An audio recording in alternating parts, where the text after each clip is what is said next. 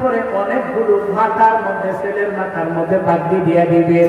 যেহেতু ইফতারের ফজিলত বরকতে মাহফিল, আপনার মাধ্যমে সবার মাথায় পাগড়ি যাবে। এই ছেলেদের মাঝে একটা ছেলে আছে, যে ছেলেটা হলো আমার ছেলে। এই ছেলের মা নাই, দুনিয়াতে মা না থাকার কারণে তার মনটা ভালো না। তার জন্য একটু মাথার মধ্যে হাত বুলাইয়ে একটু দোয়া করে দিবেন।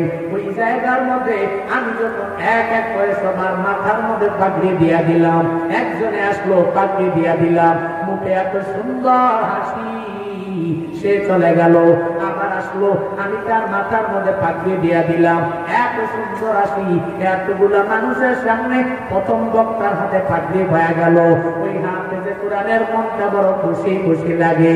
এভাবে দিতে দিতে একবার শেষ পর্যায়ে এক হাফেজে কোরআন যখন চলে আসলো, ওই হাফেজে কোরআনের মাথার মধ্যে যখন আমি পাগড়িটা ঘুরানো আরম্ভ করে দিলাম, আমি তাকায়া দেখি ওই হাফেজে কোরআনের মুখের মধ্যে বিন্দু মাত্র পরিমাণ কোনো হাসি নাই।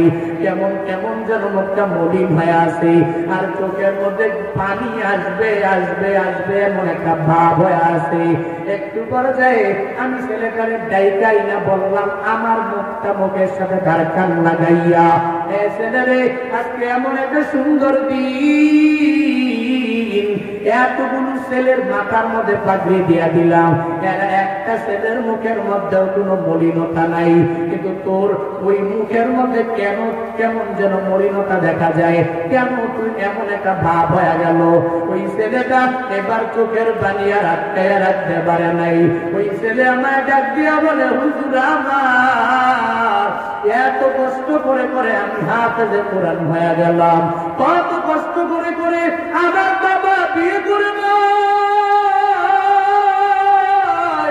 আমাকে এত কষ্ট করে করে করে করে আমাকে মাদ্রাসার মধ্যে পড়াইছে বাবা, ওই বাবার টাকা দিয়ে আমি কষ্ট করে মাদ্রাসায় পড়েছি। তবে হুজুর, এই সব ছেলেরা বাসার মধ্যে যাওয়ার পরে এদের মা এদের বুকের মধ্যে টেনে নিয়ে যাবে, কি সুন্দর করে সন্তান করে এত সুন্দর করে বুকে নিয়ে যাবে, আর জাদু বলে ডাকবে, আজকে এদের মা বাবা বড় ধন্য হয়ে যাবে।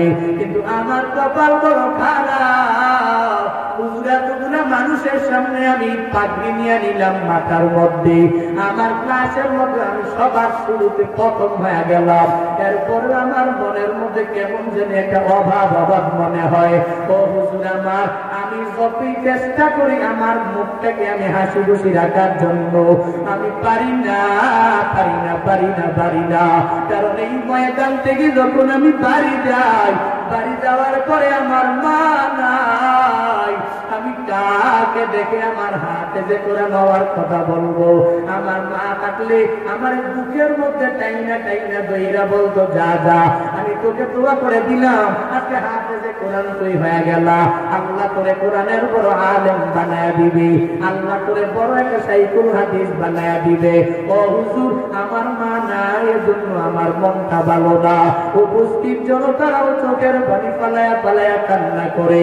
ওই ছেলের কথা শুনে আমি ওয়াদাবদ্ধ হয়ে গেলাম, ও ছেলের আজকে হাফেজে কোরআন তুই হয়ে গেলা, আমি সবাইকে নিয়ে নিয়ে তোর মার মাকবারার সামনে আমি একটু যাব। তবে যাওয়ার পরে আমি আজকে দোয়া দিব না দিব না দিব না, আজকে মায়ের মাকবারার সামনে গিয়া দাঁড়াইয়া তুই মায়ের সন্তান হইয়া ওই মায়ের জন্য তুই একটু দোয়া করে দিবা। বয়ান শেষ হয়ে গেল, আমি বাচ্চাটারে নিয়ে চলে গেলাম। যাওয়ার পরে মাকবারার সামনে দাঁড়াইয়া সূরা ফাতিহা ইখলাস পড়ার পরে আমি বললাম, আমি দোয়া দিব না, আজকে এই মাকবারার সামনে দোয়া দিবে এই মায়ের ছেলেটা, এই ছেলেটার মায়ের জন্য মা আল্লাহর কাছে দোয়া করবে।